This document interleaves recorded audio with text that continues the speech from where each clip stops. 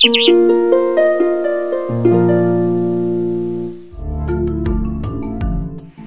সুন্দর একটা সকাল। Hello, good morning. প্রায় আধ ঘন্টা হাঁটার পর মনে হচ্ছে আমরা আমাদের গন্তব্যের খুব কাছে চলে এসেছি। দারুণ সুন্দর, দারুণ লাগছে।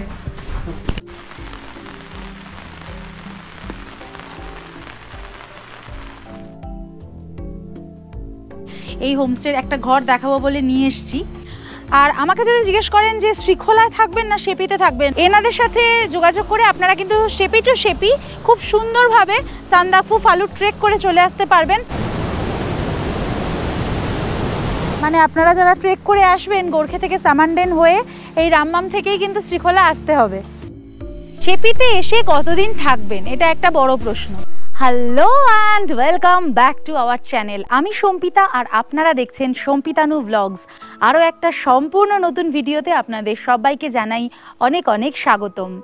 আজ হলো 12ই মে 2024 আর আমি দাঁড়িয়ে আছি উত্তরবঙ্গের একেবারে অফবিট একটা গ্রাম শেপিতে। 6286 ফুট উচ্চতায় অবস্থিত এই নৈসর্গিক সুন্দর ছোট্ট পাহাড়ি গ্রামের সমস্ত বিবরণ থাকবে আমাদের আজকের এই ভিডিওতে। আমাদের আজকের ভিডিওতে আপনারা দেখতে পাবেন কিভাবে কলকাতা থেকে খুব কম খরচে এবং সহজ উপায়ে চলে আসবেন এই শেপিতে। এখানে এসে কোথায় থাকবেন, কি দেখবেন, কিভাবে ঘুরবেন, কত দিন লাগবে এই গ্রামটা ঘুরে দেখতে, বছরের কোন সময় এই গ্রামে আসার জন্য সবচাইতে ভালো, সেই সমস্ত কিছু বিস্তারিতভাবে বলে দেব। তাই ভিডিওটা একদম শেষ পর্যন্ত দেখতে থাকুন। আর আমাদের চ্যানেলে যদি নতুন হন আর এখনও চ্যানেলটা সাবস্ক্রাইব করে না থাকেন তাহলে এক্ষুনি সাবস্ক্রাইব করে বেল আইকনটা ক্লিক করে দেবেন। প্রতি শনিবার ঠিক বিকেল 4:30 আমাদের একটি করে নতুন ভিডিও আসে। তাহলে চলুন আর দেরি না করে শুরু করে ফেলা যাক আজ শেপি ব্লগ।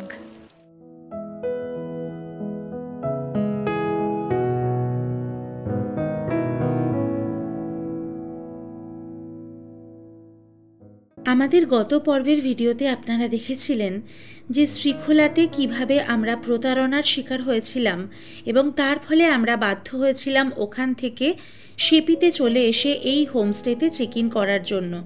যদিও এই হোমস্টেটি কিন্তু পুরোপুরিভাবে তৈরি নয়, তবে আমাদের ড্রাইভার দাদার বন্ধুর হোমস্টে হওয়ায় তার অনুরোধে এনারা আমাদেরকে আশ্রয় দিয়েছিলেন এবং অত্যন্ত ভালো ব্যবহার করেছিলেন আমাদের সাথে। আজ এখানেই আমাদের সকাল শুরু হলো। এই হলো শেপিতে চমন ভাইয়ের হোমস্টেতে আমাদের রুমের জানলা থেকে সকালবেলার দৃশ্য। সকালের গরম চায়ে চুমুক দিতে দিতে এত সুন্দর প্রকৃতিকে দেখে গত রাতের তিক্ত অভিজ্ঞতা মন থেকে একেবারেই মুছে গেল। গুড মর্নিং ফ্রম শেপি গাঁও। ভীষণ সুন্দর একটা সকাল। আজকে ঝিরঝির করে বৃষ্টি পড়ছে আর পাহাড়ের উপর দিয়ে মেঘ ভেসে যাচ্ছে। এই ভিউ দেখতে দেখতে ঘুম ভেঙেছে। ঘুম ভাঙবার পর আমরা স্নান করে, খুব সুন্দর গরম জল করে দিয়েছিলেন দাদা, সেই জলে স্নান করে ফ্রেশ হয়ে আধা রেডি অবস্থায় চলে এসেছি ব্রেকফাস্ট টেবিলে, কারণ ওনারা অনেকক্ষণ আগে ব্রেকফাস্ট রেডি করে ফেলেছিলেন।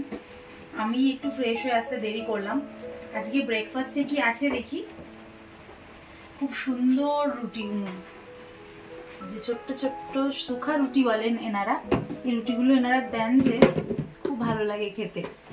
এই রুটি সাথে ডিম ভাজা আর সাথে এখানকার ক্ষেতের আলু আর মটর, এটা কিন্তু এখানেই চাষ করা এই আলু মটরটা। আর তার সাথে এরকম সুন্দর একটা কেটলিতে চা আছে, সেটা এটা খাওয়ার পরে খাবো। তো এই দিয়ে আপাতত আজকে ব্রেকফাস্ট করব। ব্রেকফাস্ট করার পর আপনাদেরকে এই শেপি গাঁওটা ঘুরে দেখাবো।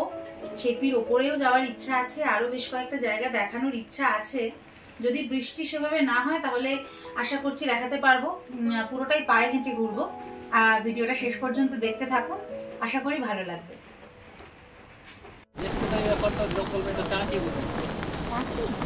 ঝিরিঝিরি বৃষ্টিকে সাথে নিয়েই আমরা বেরিয়ে পড়লাম শেপি গাঁও ঘুরে দেখার জন্য।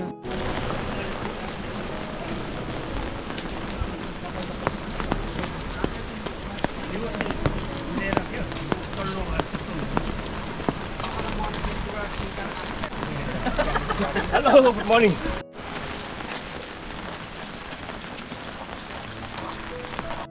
আমরা বেরিয়ে পড়েছি সেপি ঘুরে দেখবো বলে। তো দাদা মানে চামান দাদা যার হোমস্টেতে আমরা রয়েছি উনি আমাদেরকে কিছুটা এগিয়ে একটা জায়গায় এনে দাঁড় করিয়ে দিলেন। এখান থেকে ওপরে উঠে যাওয়ার স্টেপ আছে, মানে আপার সেপি যেটা ওই জায়গায় যাওয়ার রাস্তা।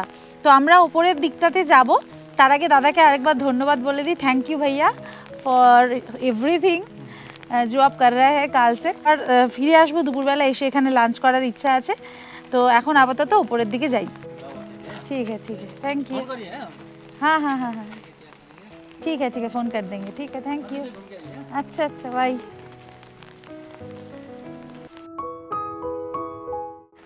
আচ্ছা এইখানে হচ্ছে এরকম ধাপ মতন করে দেওয়া রয়েছে, সিঁড়ি একদম রাফ নয়, জায়গাটা রাফ ট্রেক করে উঠতে হবে না, এরকম স্টেপস আছে। কত দূর আছে জানি না, দেখি আমরা উঠি।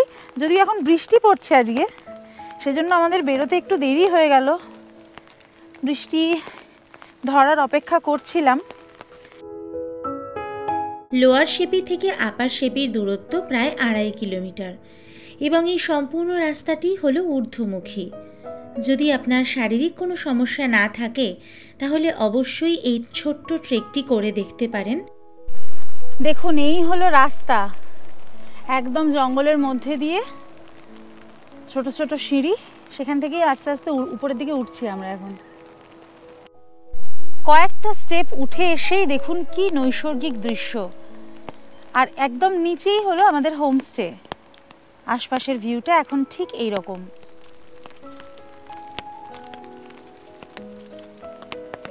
বর্ষার কারণে আমরা ভীষণ সাবধানে এবং ধীরে ধীরে উপরের দিকে উঠছিলাম, তবে এই সময়ে জোঁক বা ওই ধরনের অন্য কোনো পোকামাকড়ের কোনো সমস্যা আমরা ফেস করিনি। ওই নিচে দেখা যাচ্ছে শ্রীখোলা নদী। এই সম্পূর্ণ রাস্তাতে আমাদের সঙ্গী ছিল বৃষ্টির টুকটাক আওয়াজ আর পাখির ডাক। এতটা নৈঃশব্দের মধ্যে থেকে এইভাবে হেঁটে যাওয়া এক অনবদ্য অভিজ্ঞতা।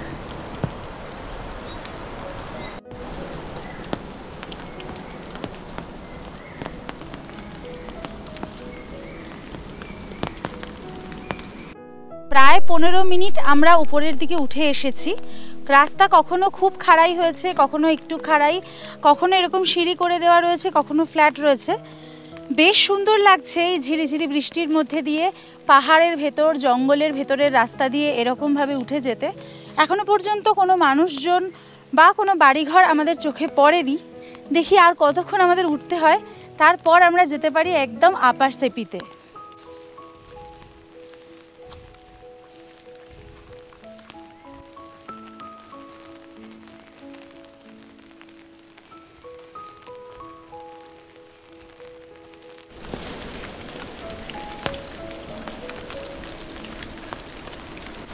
প্রায় আধ ঘন্টা হাঁটার পর মনে হচ্ছে আমরা আমাদের গন্তব্যের খুব কাছে চলে এসেছি, কারণ আমরা একটা বাড়ি দেখতে পাচ্ছি একদম। এটা কিন্তু ওই গোর্খে থেকে সামান্ডেনের যে ট্রেকটা ছিল, ওই ভিডিওটা যারা দেখেছেন তারা জানেন ওই রকমই লাগবে, মানে পুরোটাই আপ কিন্তু ভীষণ সিনিক, ভীষণ সুন্দর। চলুন ওপরে কি অপেক্ষা করছে আমাদের জন্য, গিয়ে এবার সেটা দেখা যাক।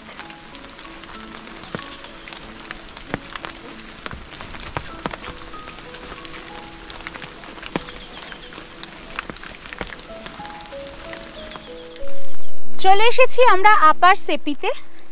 আপার সেপির প্রথম ঝলক হচ্ছে এটা। এখন বৃষ্টি পড়ছে, মেঘগুলো পুরো পাহাড়ের ওপর দিয়ে ভেসে ভেসে পড়ছে, আর সামনে এরকম একটা ছোট্ট গ্রাম। এর ওপর থেকে আরও কিছুটা রাস্তা আছে, ওটা দিয়েও আমরা যাব।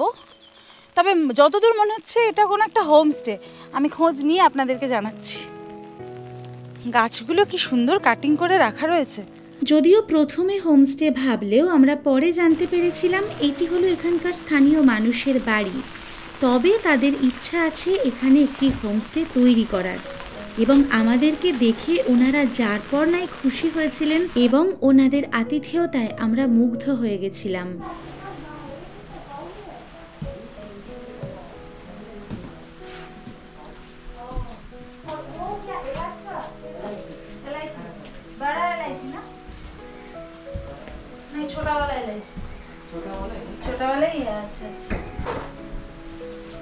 এখান থেকে থেকে দেখুন এনাদের ফার্ম এরিয়াটা দেখা যাচ্ছে। এই জানলা থেকে ভিউটাও অসাধারণ ডাইনিং এ। আর নিচে এই পুরো You can see the plant of this one also. What do you call apple over there. এখানে এলাচ গাছ আছে, আলু গাছ আছে, এখানে একরকম পাহাড়ি ঘাস রয়েছে।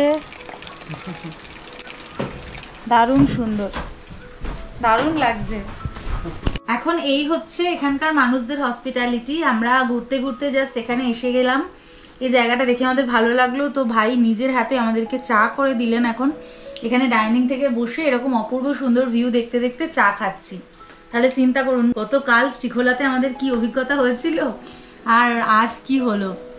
যাই হোক, যেটাই হয় ভালোর জন্যই হয়। ভীষণ ভালো একটা সময় কাটছে। Thank you. गोरखे आपको पता है ना? वहाँ से ही आए हैं। वो पीछे का पहाड़। हाँ, इसको पीछे वो सिक्किम है। अच्छा, वो टॉप वाला जो पहाड़ है वो सिक्किम है। उसके सामने वो दाड़ा गांव है। हाँ, ये जगह है। और इसके बाद ये लेफ्ट साइड का, ये लेफ्ट साइड का मुसेपाखा। हाँ, मुसेपाखा। মুসেপাখা। ওকে। তো আমরা এই দাদার হোমস্টেতে এসেছি, ওনার সাথে দারুণ কথা বলছি। वो रामबन हाइड्रो प्रोजेक्ट है ना? हाँ हाँ हाँ पावर हाउस। हाँ हाँ, रामम खोला और श्री खोला दोनों मिला के वो पावर हाउस चलाते हैं। বাড়ির সর্বত্র ছড়িয়ে ছিটিয়ে রয়েছে ওনাদের অসামান্য রুচির পরিচয় এবং তাদের অনবদ্য হাতের কাজ। আজ কিন্তু আমাদের সম্পূর্ণ নতুন এক অভিজ্ঞতা হলো। ওখান থেকে বেরিয়ে আমরা আবার ধীরে ধীরে ওপরের দিকে উঠতে লাগলাম, যদিও বৃষ্টি এখনো কিন্তু ধরেনি।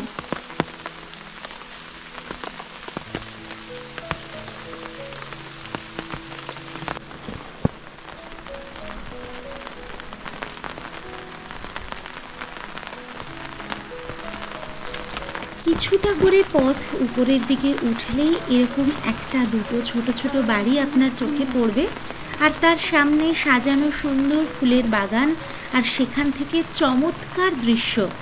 মন ভরে যাচ্ছিল এই রাস্তা ধরে হাঁটতে হাঁটতে।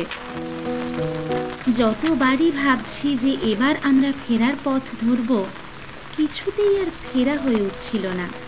কিসের যেন এক টানে, এক অমোঘ আকর্ষণে আমরা ক্রমাগতই উপরের দিকে উঠতে লাগলাম। আর এখানেই খুঁজে পেলাম জীবনের আসল সার্থকতা। আসলে গন্তব্য নয়, পথই হলো আমাদের জীবনের অন্যতম মূল সত্য।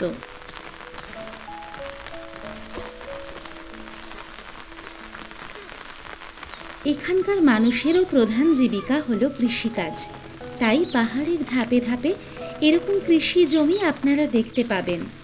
এখানে মূলত ভুট্টা, আলু, মটর এই ধরনের সবজিরই চাষ হয়ে থাকে।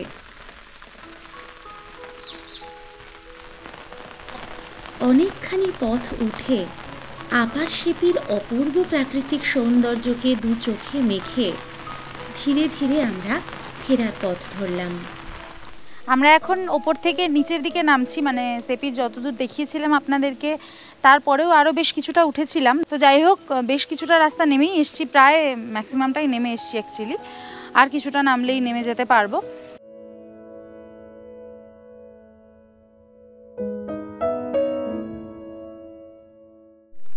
যে জায়গা থেকে আপার সেপিতে যাওয়া শুরু করেছিলাম সেই জায়গায় চলে এলাম। একদম মেইন রোডের পাশে এই রাস্তা থেকেই আমাদেরকে চামান ভাইয়া তুলে দিয়েছিলেন।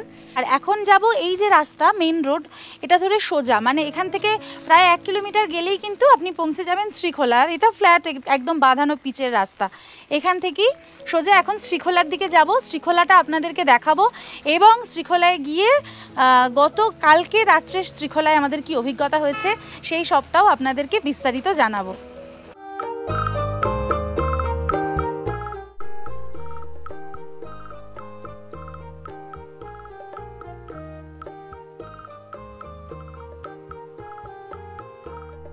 লোয়ার সেপিতে থাকার জন্য এই একটা হোমস্টের সামনে আমি দাঁড়িয়ে আছি, একদম মেন রোডের গায়ে, লিপোছা হোমস্টে। এখানে আপনারা এসে থাকতে পারেন 1 দিন অথবা 2 দিন। এই সেপি গ্রামটা ঘোরার জন্য যথেষ্ট। লোয়ার সেপিতে থাকার জন্য বেশি খুব একটা অপশন নেই, তবে যে কটা আছে সব কটাই আমি দেখিয়ে দেবো। তার মধ্যে এটা হলো একটা অন্যতম। আর আপার সেপিতে থাকারও মাত্র দুটোই অপশান আছে, সেগুলোর নাম্বার আমি দিয়ে দেওয়ার চেষ্টা করব, যেহেতু একদম উপর অবধি আমরা পৌঁছতে পারিনি। নাম্বারগুলো আমি দিয়ে দেবো, আপনারা যোগাযোগ করে চলে আসতে পারেন। এখন চলে এসেছি একটুখানি লাঞ্চ করব বলে। লাঞ্চ মানে আজকে তো আমরা সারাদিন ঘোরাঘুরি করছি, দুপুরবেলা আলাদা করে লাঞ্চ করছি না, যদিও আমাদের হোমস্টে দাদা আমাদেরকে বলেছিলেন, কিন্তু তাও আমরা লাঞ্চের জন্য সময় নষ্ট করছি না।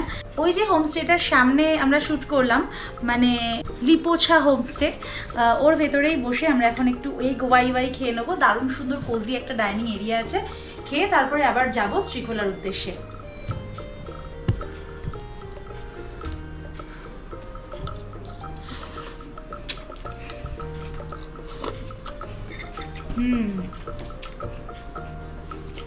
খুব সুন্দর করেছে।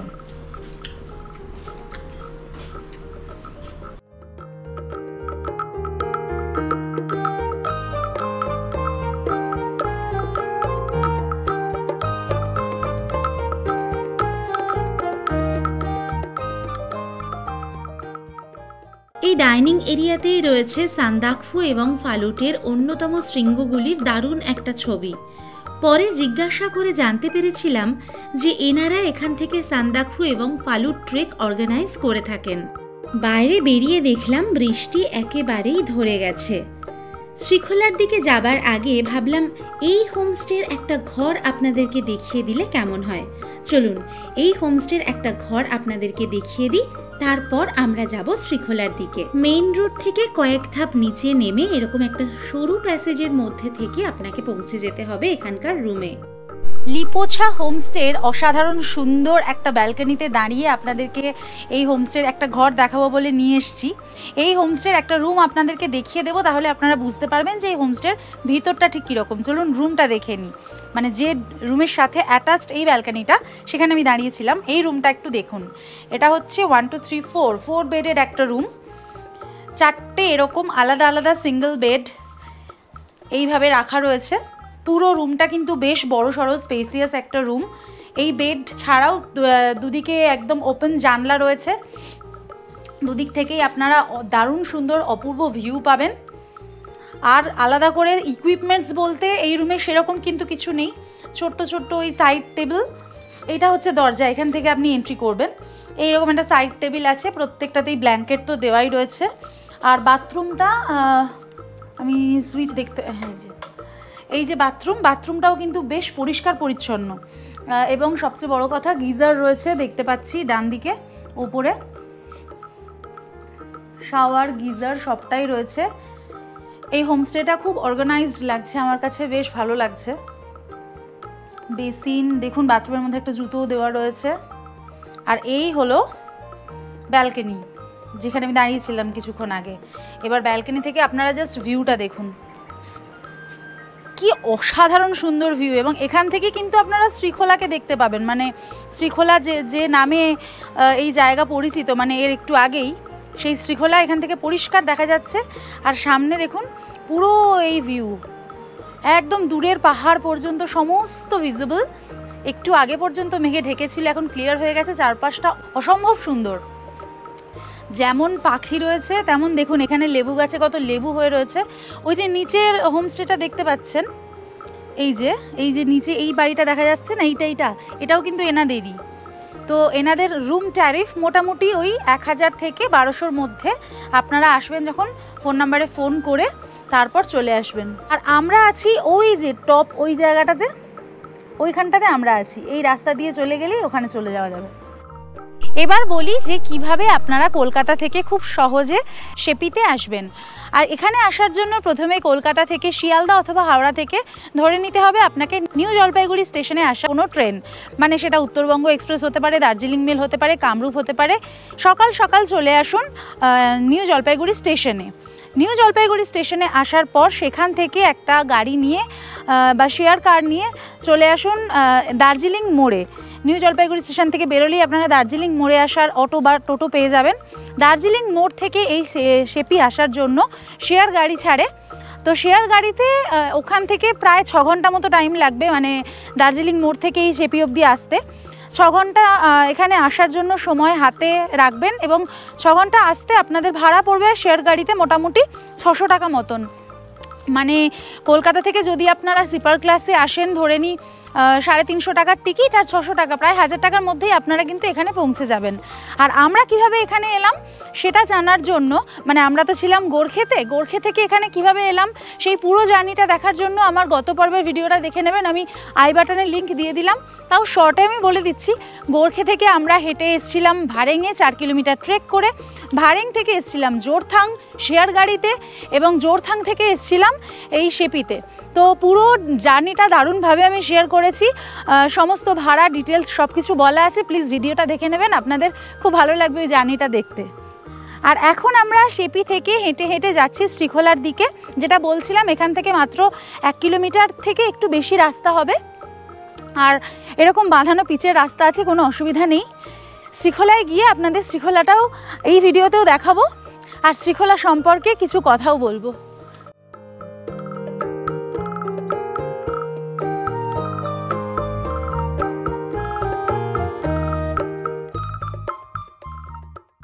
শ্রীখোলাকে ডান দিকে রেখে আমরা যাচ্ছি শ্রীখোলার দিকে, মানে শ্রী আর খোলা, খোলা মানে তো নদী, নদীর নাম অ্যাকচুয়ালি শ্রী, কিন্তু শ্রীখোলা নদী বলি আমরা, সেটা ভুল যদিও।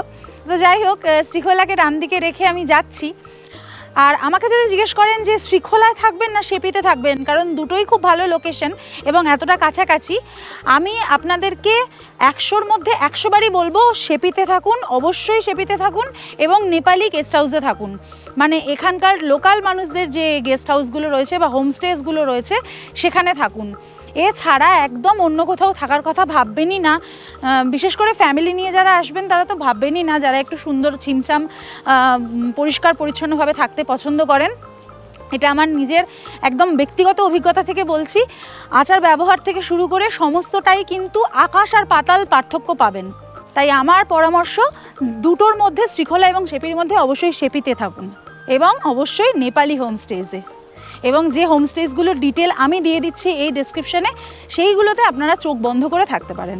এবার দেখে নিন শ্রীখোলা, আমার ডান দিকে রয়েছে শ্রীখোলা বয়ে যাচ্ছে।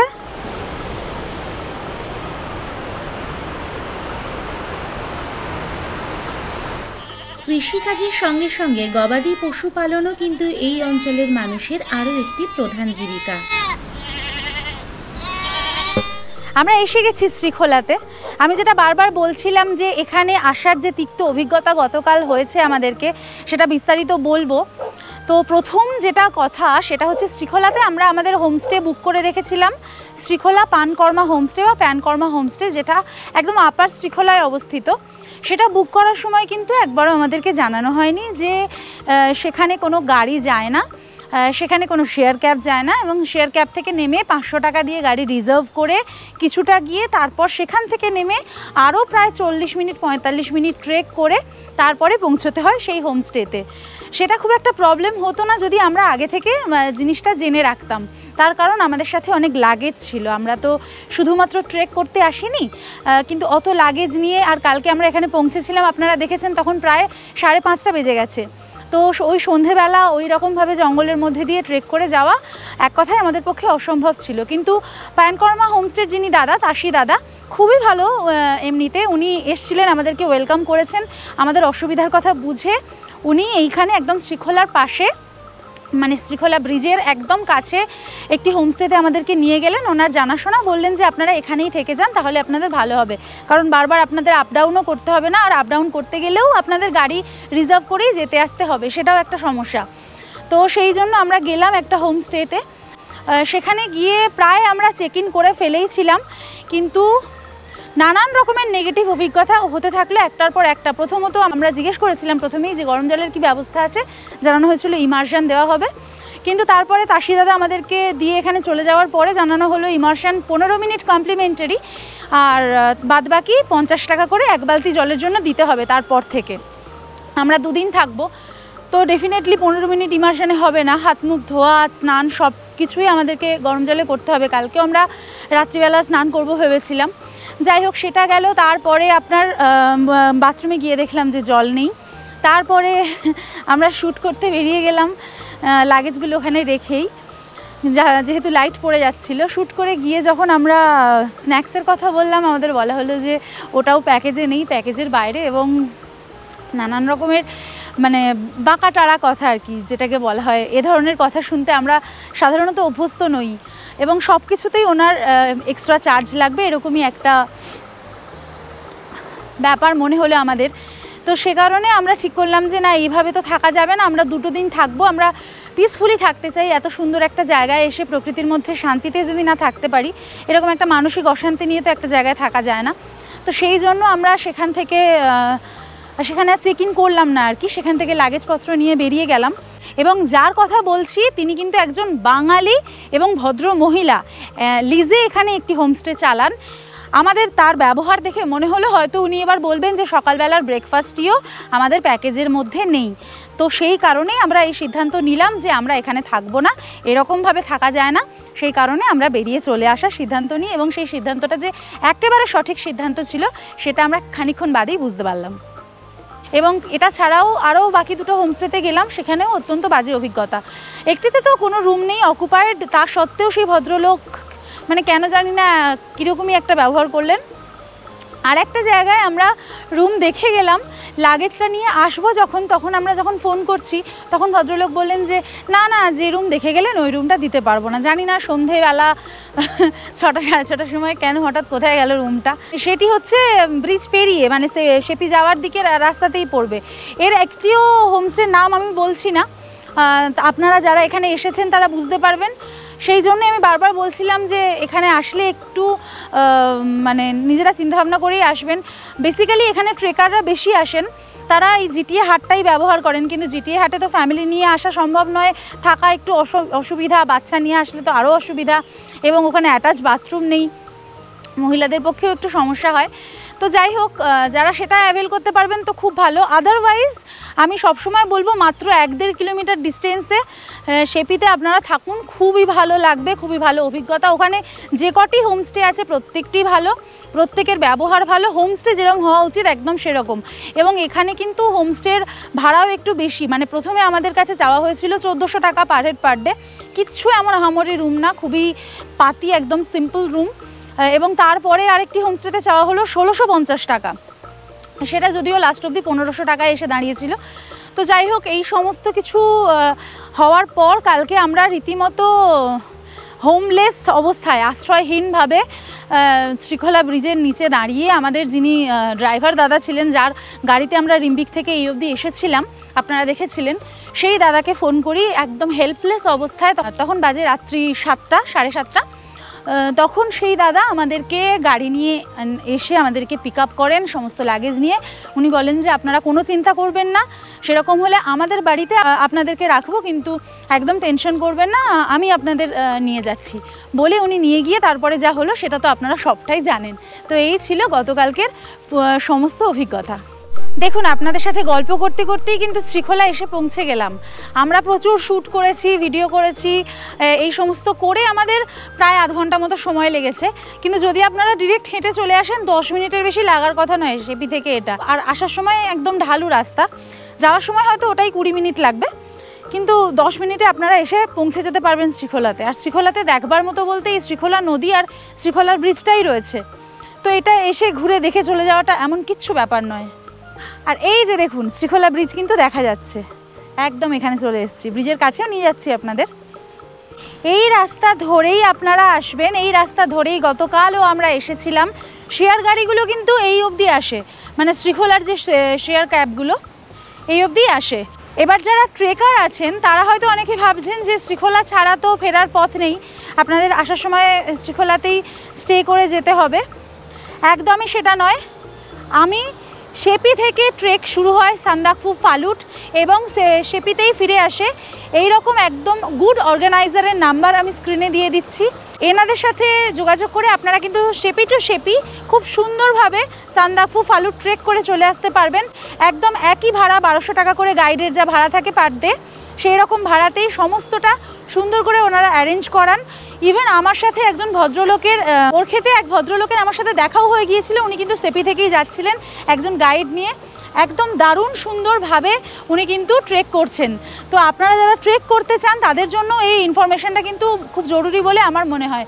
এবং এত কিছু কথা আপনাদের সাথে শেয়ার করার একটাই মানে, আমি হয়তো না বললেও পারতাম এত কথা, কারণ আমরা যথেষ্ট অনেস্টলি সবটা করার চেষ্টা করি, যথেষ্ট অনেস্টলি আপনাদের কাছে সবটা তুলে ধরার চেষ্টা করি যে কোনো জায়গা সম্পর্কে।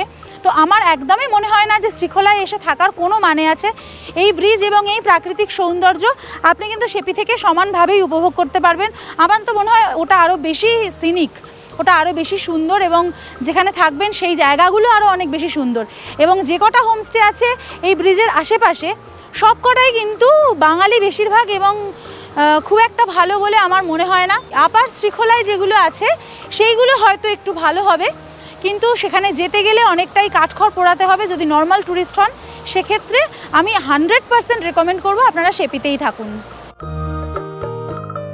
এই জায়গা থেকেই দার্জিলিং এবং এনজিপির গাড়িগুলো ছাড়ে। যারা ট্রেক করে শ্রীখোলা আসবেন এখান থেকেই গাড়ি ধরবেন।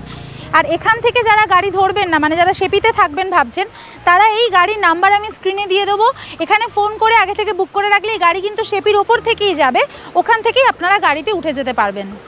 আর এই ব্রিজ ক্রস করে ওই দিকে আমার এই যে ডান হাতের যে রাস্তাটা চলে যাচ্ছে, এই রাস্তা চলে যাচ্ছে রামমাম। তাহলে রামমাম যদি আপনারা যাবেন ভাবেন, তাহলে এখানে এসে গাড়ি আপনাদেরকে ছেড়ে দেবে, তারপর কাঠের ব্রিজ পেরিয়ে ওই পারে গিয়ে আবার গাড়ি ধরতে হবে।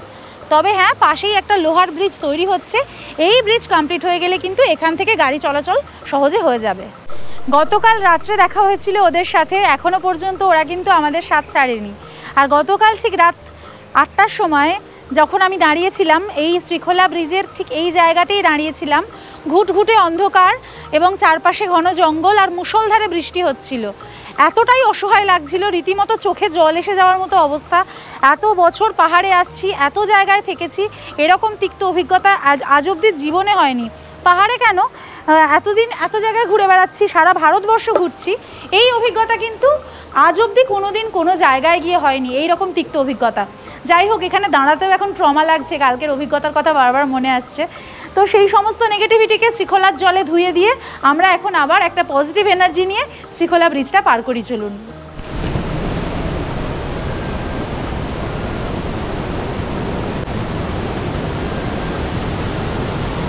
এটা কাঠের ব্রিজ তো মারাত্মক তোলে, এবার একজনের বেশি দুজন উঠলেই পুরো এরকম ঘুরতে থাকে, ভয় খুবই লাগে, কিন্তু দারুণ একটা থ্রিলিং ব্যাপারও বটে।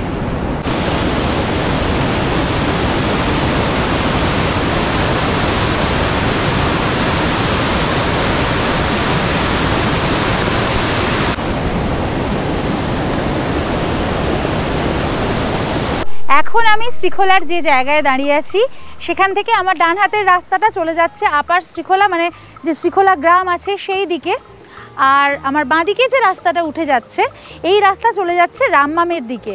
মানে সেদিন মনে আছে সামানডেনে যেদিন আমরা গিয়েছিলাম, বলেছিলাম সামানডেন থেকে মাত্র 7 কিলোমিটার দূরেই রামমামের একটা রাস্তা, সেই রাস্তাটাই কিন্তু এখান থেকে এসে নেমেছে।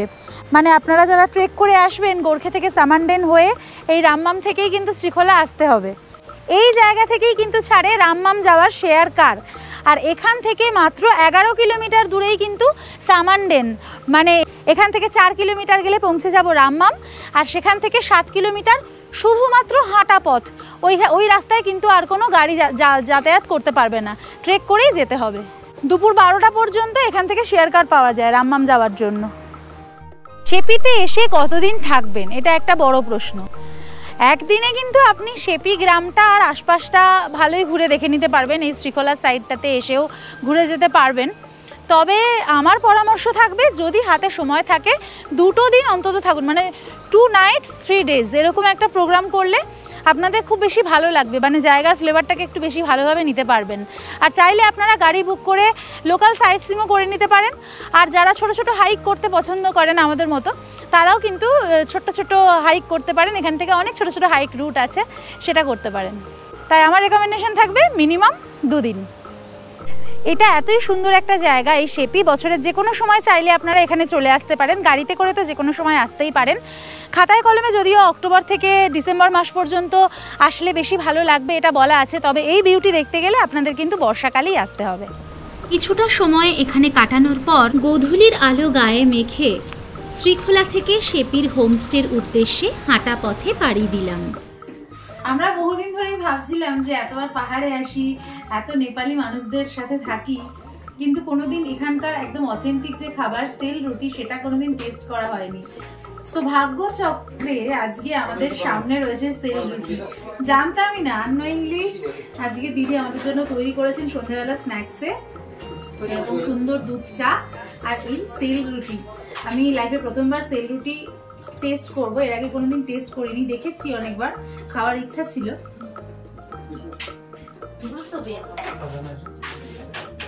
চালের গুঁড়ো দেওয়া, সুজি দেওয়া আর একটু হালকা মিষ্টি দেওয়া, খানিকটা আমাদের ওই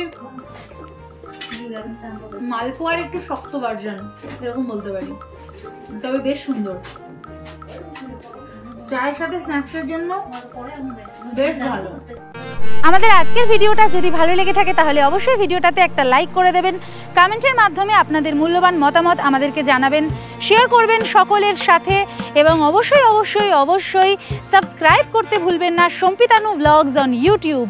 প্রতি শনিবার ঠিক বিকেল 4:30 একটি করে নতুন ভিডিও আসে আমাদের চ্যানেলে, তাই আমাদের সাথে থাকুন, আমাদের পাশে থাকুন। আপনাদের মূল্যবান মতামত, আপনাদের ভালোবাসা, আপনাদের সাহচর্য আমাদের অত্যন্ত প্রয়োজন। দেখা হচ্ছে আবার সামনের সপ্তাহে আপনাদের সাথে ঠিক এই সময়ে। ততক্ষণ পর্যন্ত ভালো থাকবেন, সুস্থ থাকবেন, ঘুরতে থাকবেন। Take care and bye by.